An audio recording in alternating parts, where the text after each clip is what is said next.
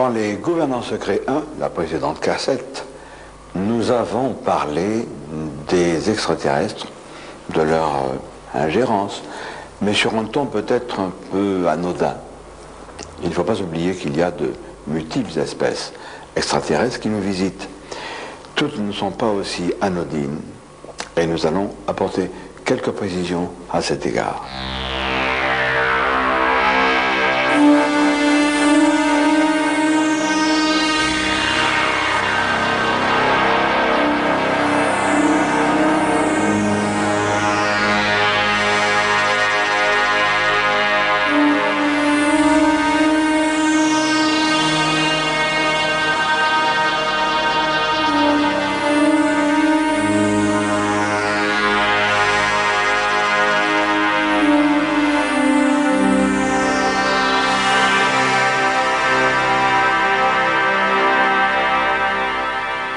Rendons-nous maintenant dans le Languedoc pour y rencontrer Marcel Pêche, qui est un ufologue averti, qui est l'un des tout premiers, de même que René Varino, à avoir rejoint les rangs de notre petit groupe de pointe œuvrant dans la recherche de la vérité sur les gris.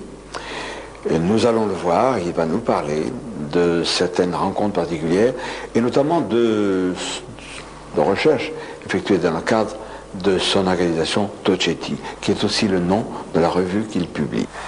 Marcel Pêche, nous sommes à quelques kilomètres de Cuxac-Dode, qui est le fief de ton organisation de recherche sur les ovnis Tocetti, et pas très très loin de Narbonne, et moins loin encore, disons à 200 mètres environ, d'une usine de retraitement d'uranium enrichi, c'est ça? Et il s'est passé quelque chose d'assez prodigieux le 12 décembre 1987. C'est ça. Tu as fait une enquête minutieuse sur ce cas. Oui, j'ai fait une bonne enquête. J'ai fait une bonne enquête, oui. Eh bien, voilà ce qui s'est passé exactement. Ce 12 décembre, c'était un samedi. Et ce samedi matin, un habitant de Narbonne, M. Gérard Lamy, a décidé de venir ici, comme il avait l'habitude, pour prendre du bois mort pour sa cheminée. Le ciel était bas, il bruinait même un peu quand il est parti. Et quand il est arrivé ici, il a pris ce petit chemin, difficilement carrossable, et il s'est arrêté là, à 10 mètres. C'était le matin, le soir? Le matin, à 10h30.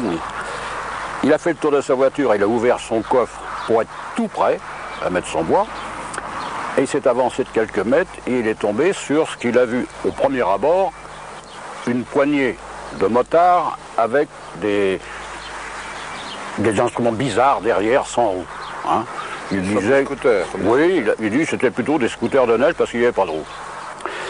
Et là, il s'est approché, il a demandé tout de suite, qui êtes-vous? Et alors, il s'est aperçu que vraiment, ça n'était pas normal, les visages, les yeux très étirés, etc. Alors, il y avait d'abord deux personnages d'environ 1,60 m de hauteur, et à côté, trois petits d'1,20 m, dont un avait les cheveux blancs, comme un albinos, a dit M. Lamy. Et il a engagé la conversation. Il parlait le français. Oui. Et d'ailleurs, il a posé la question à savoir pourquoi il parlait français. Alors, il leur a demandé d'où venez-vous? Et alors, c'est une femme, d'après lui, qui lui a répondu d'une voix nasillarde, et avec un mauvais accent, planète Earth. Oui. Bon. C'est-à-dire qu'elle désignait en réalité la Terre. Voilà. C'était un mélange d'anglais et de français. C'est ça. Parce que Planet Earth, évidemment, ça veut dire la Terre. Voilà. Et un troisième personnage est sorti de ce buisson, est venu se joindre aux deux grands d'1,60 m. Et il paraissait mécontent de voir une conversation engagée. Et alors, quand M. Lamy a demandé à cette femme, comment se fait-il que vous parliez français? Elle a dit, mais nous enlevons des fois des Français et il y en a qui veulent demeurer avec nous. Et puis elle lui a dit, bon, nous allons partir. Alors voilà ce qui s'est passé exactement. La femme est montée à califourchon sur un engin. Les deux autres d'1,60 m, l'un derrière l'autre sur un deuxième. Le petit albinos à califourchon sur le troisième et les deux autres petits, l'un derrière l'autre sur le quatrième. Et Gérard Lamy a vu sans bruit se soulever les engins de 30 cm, virer sur eux, partir, et alors un bruit assourdissant lui a fait se boucher les oreilles et fermer les yeux, et quand il est revenu à lui, il n'y a plus personne.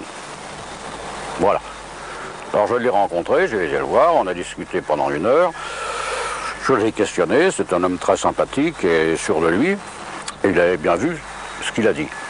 Alors ce qui m'intriguait, c'était ces scooters. Il me l'avait dessiné. J'avais jamais connu ça en ufologie.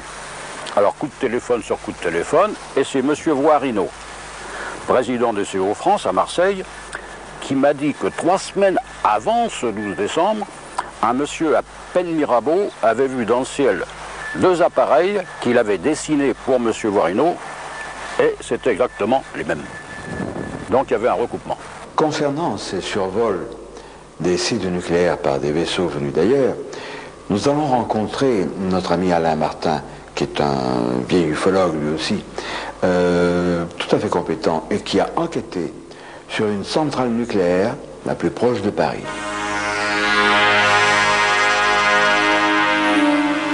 Sur fond de centrale nucléaire de Nogent-sur-Seine, nous rencontrons aujourd'hui un jeune vieil ufologue, un vieil ami, Alain Martin. Tu as commencé à t'intéresser à l'ufologie à un moment où peut-être on n'utilisait pas encore tout à fait le terme d'ufologie. C'était en 1975.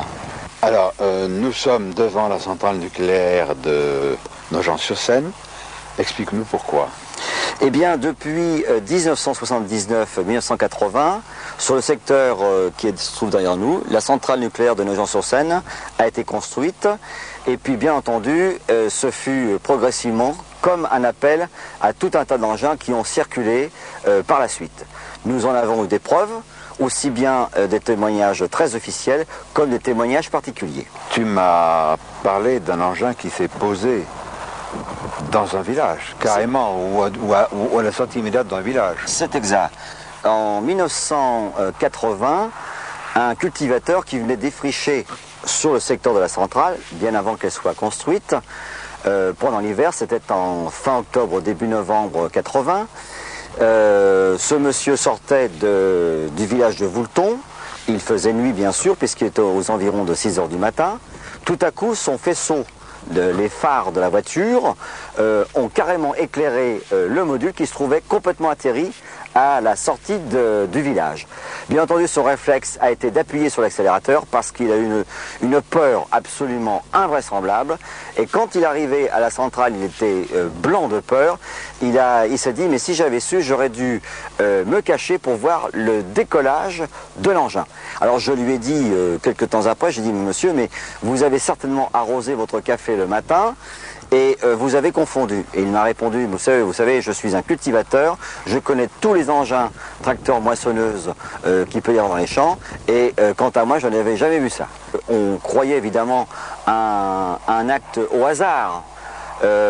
Et il y a eu des choses tout à fait exceptionnelles, c'est que d'autres personnes ont été témoins d'engins plein ciel tout autour de la centrale, que ce soit sur le secteur de Brest-sur-Seine, de Nogent, de Villiers-Saint-Georges, de Provins, où nous avons toutes les preuves écrites. Il y a des témoignages aussi par la gendarmerie nationale, et on s'aperçoit qu'effectivement, les centrales atomiques, comme d'autres secteurs comme les aéroports ou autres, sont exactement surveillés. Alain Martin, il s'est passé quelque chose de tout à fait particulier lorsque l'engin était au-dessus de la centrale. Un soir, il y avait un surveillant qui se trouvait sur la centrale, il était en exercice, et bien entendu, il y a eu une panne électrique. Tout l'établissement autour des 2 cheminées, toute l'électricité s'est éteinte, et ils se sont d'abord posé la question à savoir s'il n'y avait pas eu une panne tout à fait normale. Rien n'apparaissait illogique, et lorsque ce monsieur est sorti de son établissement, il a constaté en levant les yeux dans le ciel qu'il y avait une grosse boule rouge orangée qui se trouvait au-dessus. Et au bout d'une demi-heure, 3/4 d'heure environ, quand cette boule orangée a disparu, comme par hasard, comme par enchantement, l'électricité est revenue. Ce qui a déjà été constaté plusieurs fois en France, aussi bien dans le monde entier. Naturellement, ces observations d'engins étrangers au-dessus de nos sites nucléaires sont parfaitement connues de nos gouvernants. Rappelez-vous, dans la première cassette, OVNI Ibil, l'invasion a commencé, Robert Hastings, au Nouveau-Mexique, nous avait parlé du survol des sites nucléaires américains par des engins venus d'ailleurs. Signalons Prism, une revue particulièrement intéressante et